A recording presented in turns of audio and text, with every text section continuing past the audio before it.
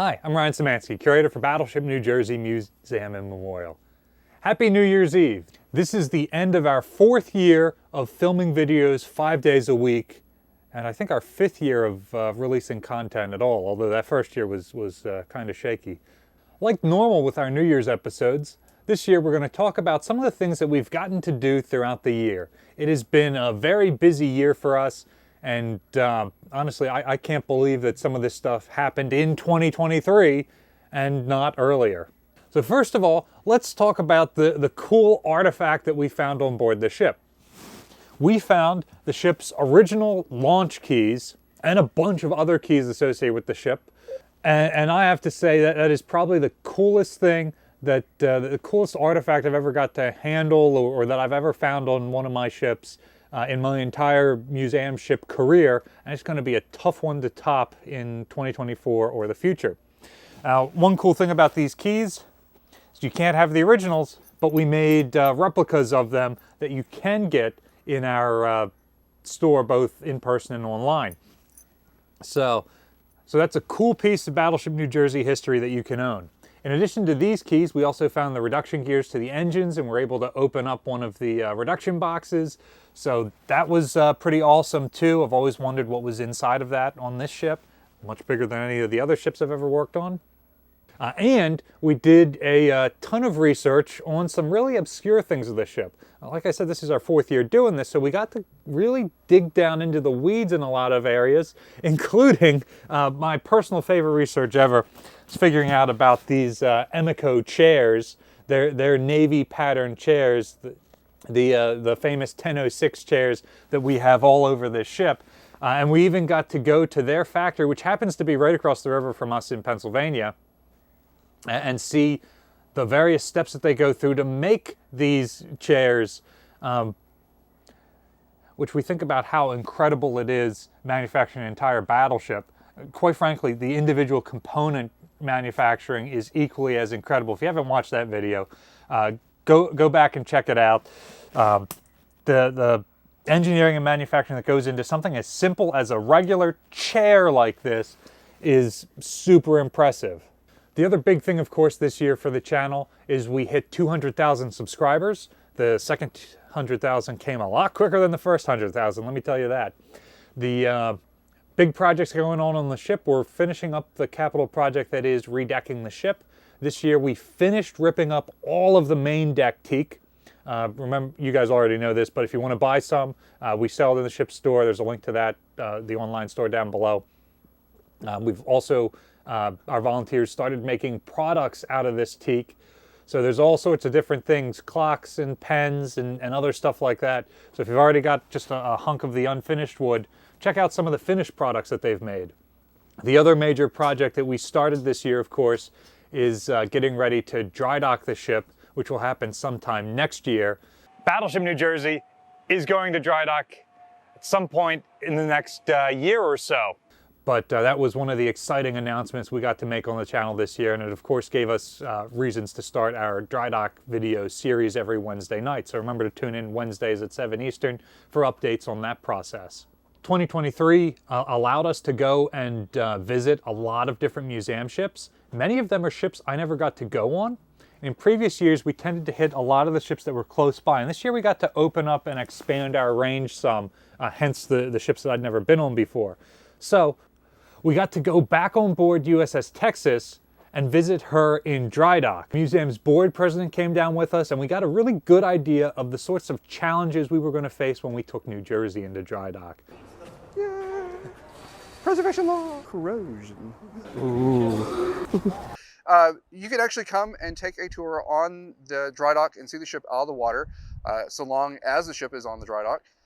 Go to our website, battleshiptexas.org, and you can sign up for a tour and come down and get a 1.5 to 2 hour tour of the ship while she's out of the water, and specifically on the dock floor. And you will be within a very select group of people who have seen and walked under a battleship out of the water, specifically this battleship. So this guy hasn't even walked under his own ship.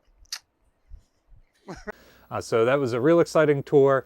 Travis was great and showed us around, as were all the other folks there on Texas. We're hoping to go back in 2024 to see as the work is finished. If you aren't checking up on their project, remember to go over to their YouTube channel. They have started painting the ship, and she's going to go back in the water in the near future, maybe in a couple of months. We got to go to San Francisco, which was my first time in that part of California, which meant we got to see ships like USS Hornet, which was my 5th aircraft carrier, and the 4th one we've gotten to show on our channel. We got to see the Minesweeper Lucid, which was a really cool boat that they're actively restoring this thing. She was being used as a houseboat. She's a wooden-hauled minesweeper that was being used as a houseboat. Now they're restoring her to her World War II configuration, and they're doing great work with her. If you ever find yourself in the Stockton area of California, you have to go and check out USS Lucid. We got to go on board Jeremiah O'Brien and Pompanito, and we also got to go on board Red Oak Victory, which is doing some really interesting work restoring their boilers, getting to a condition where they can light off and sail that ship around.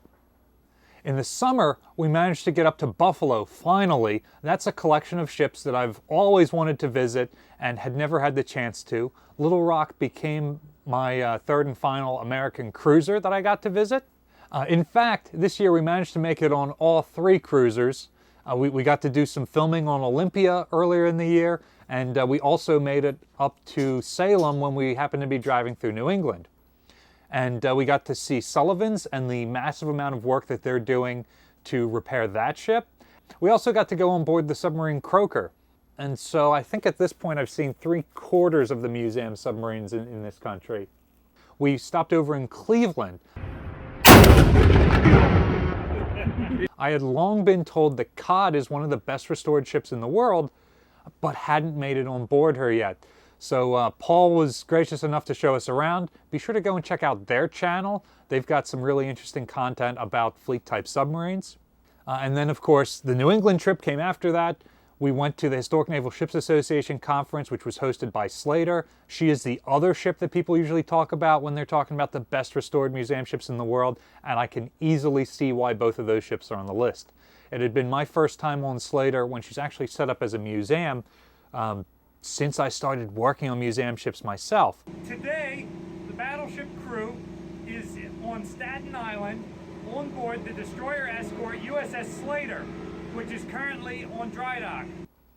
So she was a really cool ship to tour. When we've been on her, she's been in dry dock, and so all of the exhibits and things had been broken down.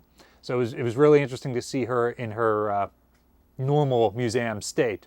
While we were on that trip, we got to stop on Albacore for the first time, which if you've been on one fleet-type submarine, you might say you've been on all of them. Well, Albacore is not a fleet-type submarine. There's a reason in itself to go visit that experimental boat. We also got to visit Nautilus again, which the first nuclear submarine, and so she shares a number of interesting design features with the fleet-type submarines that preceded her, but then also a bunch of newer features because she's very much this transitional boat leading into the modern nuclear navy. So always a great tour there. Already mentioned that we went on Salem. Of course, the final ship that we visited this past year, we finally got the chance to go across the river and get on board SS United States.